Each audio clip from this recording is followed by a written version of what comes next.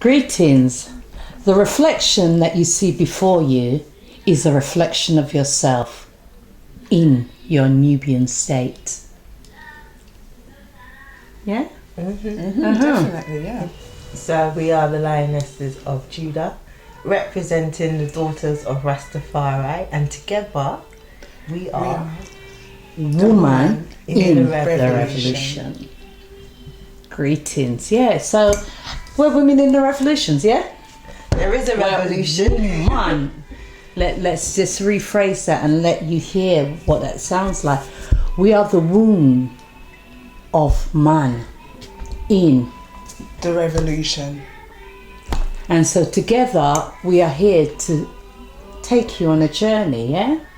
Our journey Our journey. becomes Individual, your definitely. journey as well, as we share our experiences as women, sisters, mothers, importantly, and daughters. So how do these roles intertwine and connect us? Like how we all come together as a starting point is interesting. Yeah, because as Rastafari, the liberty that we live is the only way forward, you know, and what we hope to do is share with you our journey, our experience, so that you can build your foundation on the journey that you are travelling. So how did you come into the liberty of Rastafari, sis? Personally, it was through my love of music. And funnily enough, I was fortunate to actually travel to the island that I'd never heard of prior, and surrounded by loads of lions and lioness. And I didn't comprehend, like, they were so natural, so in tune with themselves. They weren't done up whatsoever, and they had this very rawness about themselves. And I was quite appealed to it, not realizing what it was all about. So when I returned from Grenada and then I met my partner as well, and I did a lot of research, and I've always had this sensation that I was called to be myself naturally, and it was just an amazing journey personally, and knowing about the kings and queens, kings and Emperor Haile Selassie and his wife Queen Menen made me realize that we actually have authenticity, you see, and you know, just accepting who you are, not having to bow down to Babylon or the system trying to oppress us. And I said, yes, this is my calling. And since then I've not looked back, you know, I've not looked back actually, and you know, I've gone through all the tribulation and I'm still standing strong, and it's just amazing. It's an amazing journey, meeting so many natural, true sisters along the journey as well, and it's an inspiration for my children as well to live up to. So Yeah, what about the ISIS? Yeah, for the I was heading down the path where my aunt would say, to quote her, I was burning the candle at both ends. And so it got to the bit where I was burnt out and I had to stop looking outwards and start looking inwards. And I think it was ordained before my birth that I would take this journey anyway. I know that's the case. And then I just started getting into higher knowledge, reading and taking that time to take myself out of the world and into my inner world and understand my inner life.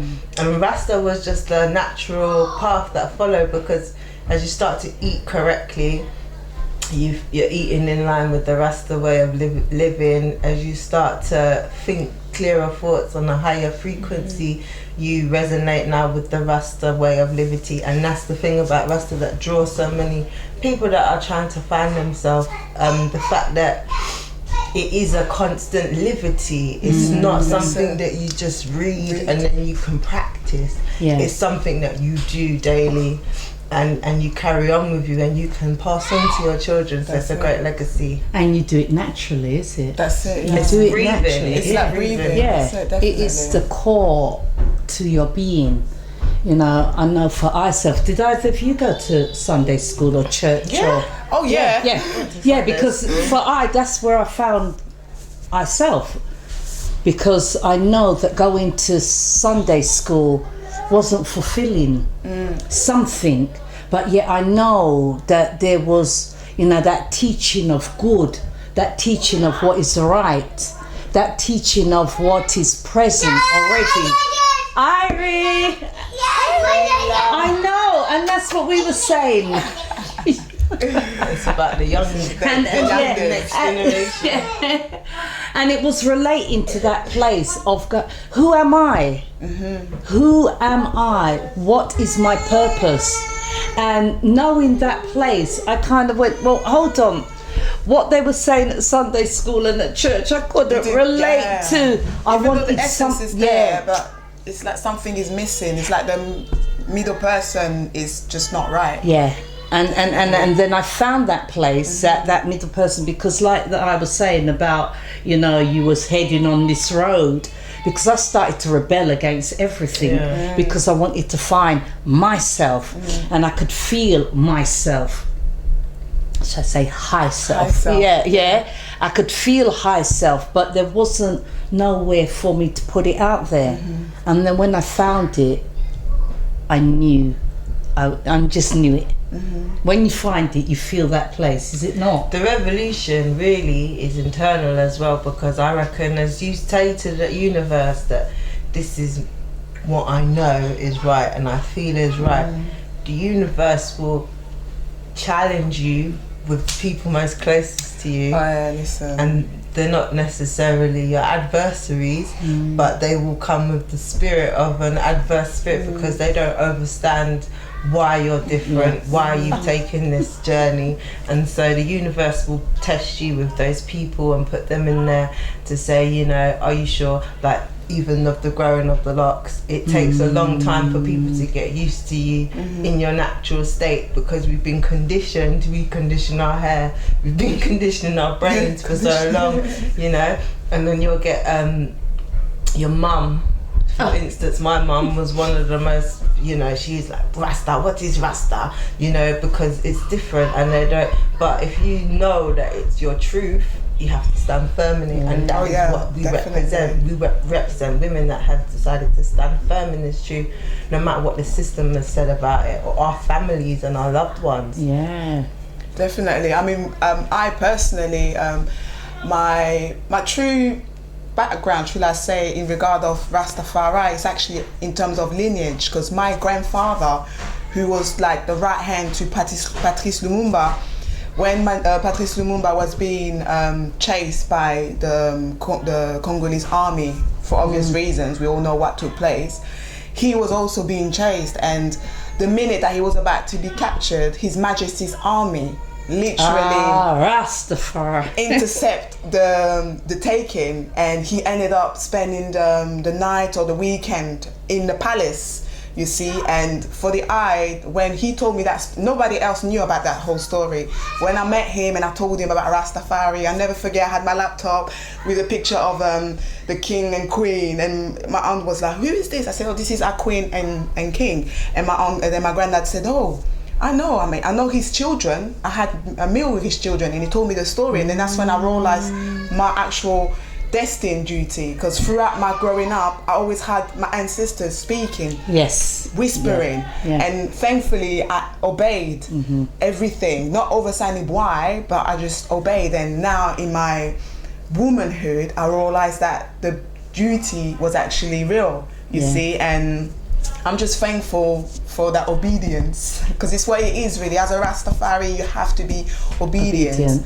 And we don't find that place of knowing what obedience is, because it's given to us from a school kind of perspective, or obedience to your mother, or obedience to your elders. But the obedience that one needs to take for themselves, is not given to you. So it's only on this journey that you start to learn what is it to be obedient to yourself. And for it's to be still and to listen to your I self, because it speaks to you.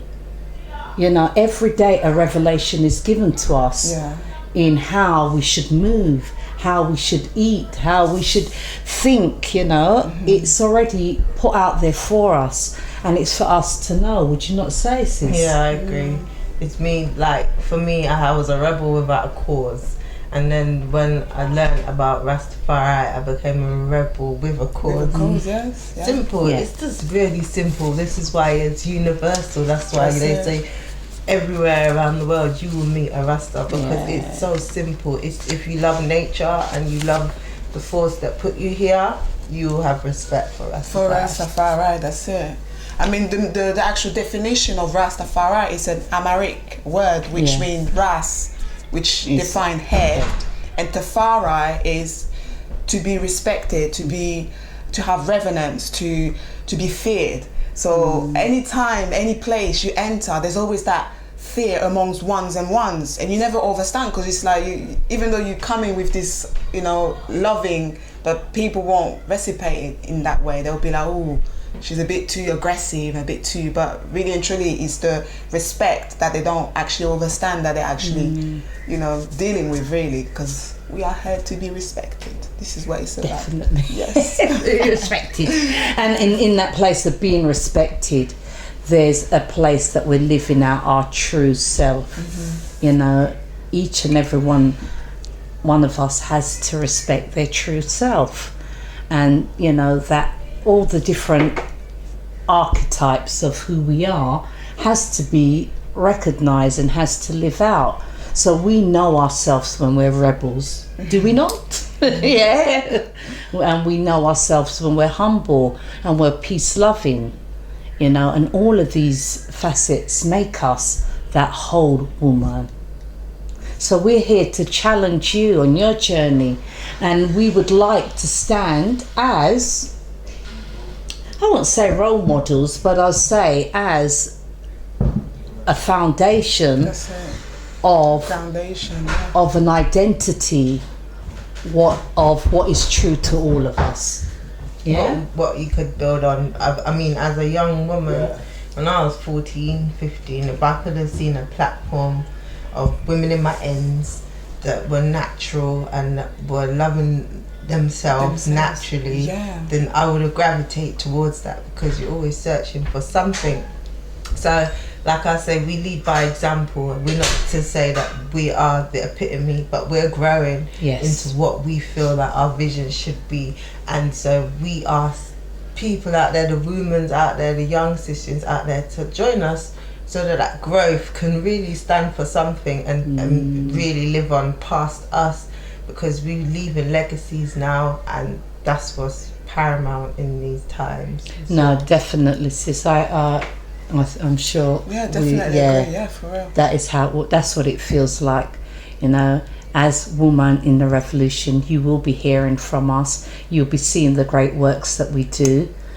We never stop working, even whether we're at home or out there on the battlefield. We're on the battlefield.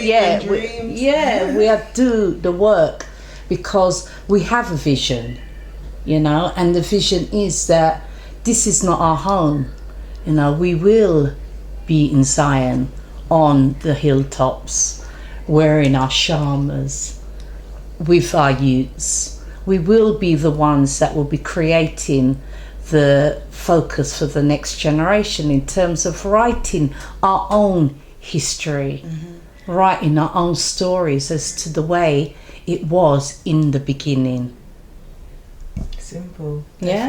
Simple. Simplicity. So how and what another way that we're doing this expression is through the radio. Yeah. Oh yeah. Yeah. So we're on Galaxy 102.5 on a Tuesday afternoon between 2 and 4, and we will Word, Sound and Power is what we'll be bringing to you. And everything we do through the music, because it's the music that helped us to build our foundation. I'm an old Shaka Abashanti, old school raver from Sound Systems. Where did you come in and on it? Love jungle. I love jungle. You're a junglist. Junglist massive. Definitely. I learned English through jungle music, actually. Yeah. Is it? Yeah.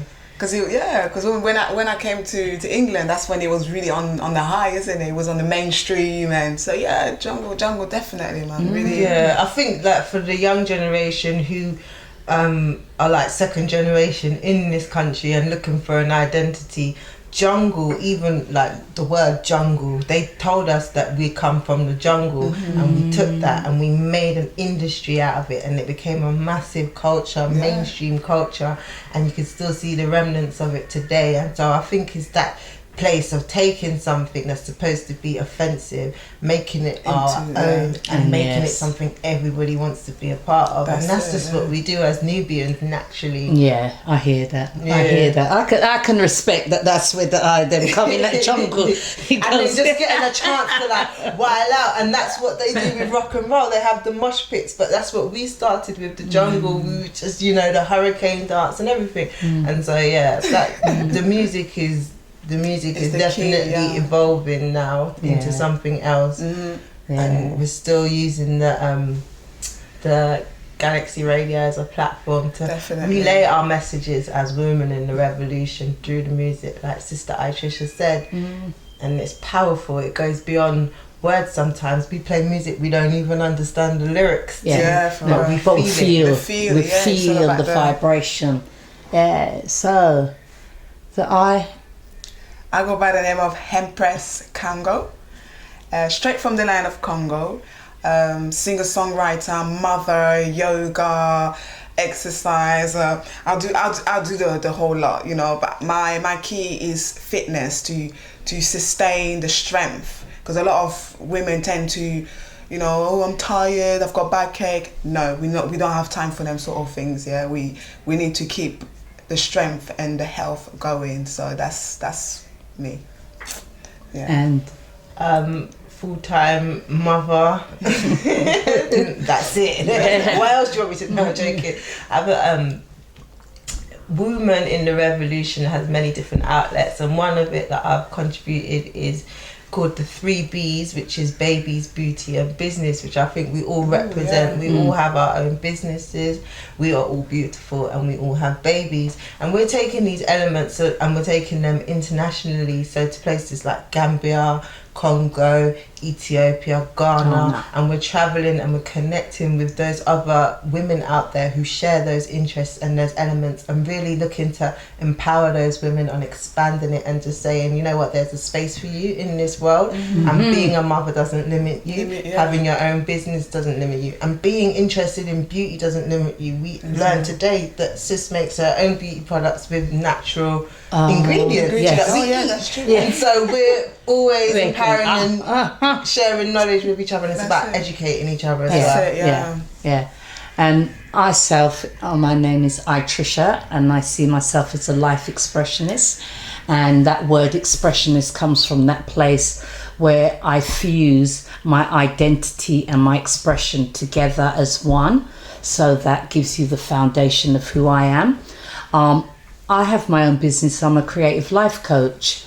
So I've been working with young women and families and elders, really counselling and finding that place of identity and self-expression, and I feel honoured to be with my 2 sisterings here and now take on this new journey where we're going to fuse all our past experiences and bring it now together as one to go forward for the future. One of the big things we're all passionate about is education and homeschooling. And as Sis homeschools, as I is going to make that decision as to whether to go in homeschooling, we're going to look at writing some of the programs for homeschooling.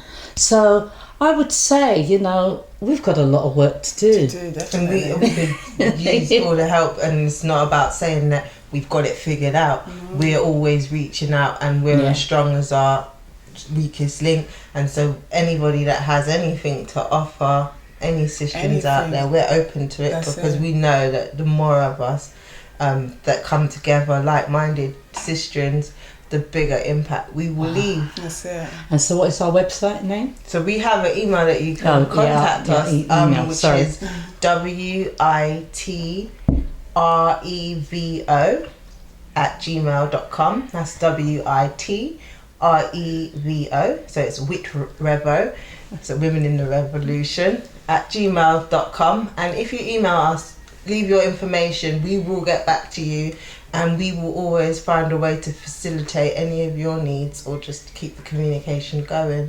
We're at quite a few black business owned events as well that go on around London, looking to expand that as well. So feel free to inform us. Inform us as See well. us on the street. So we give thanks for your listening ears. You know, you have been reasoning and spending a moment with Wombman in the Revolution. And so, is that a wrap? Correct. That's a wrap. Let's seal up and Peace and guidance in the name of the Most High, and stay Irie. Yeah, Irie Heights.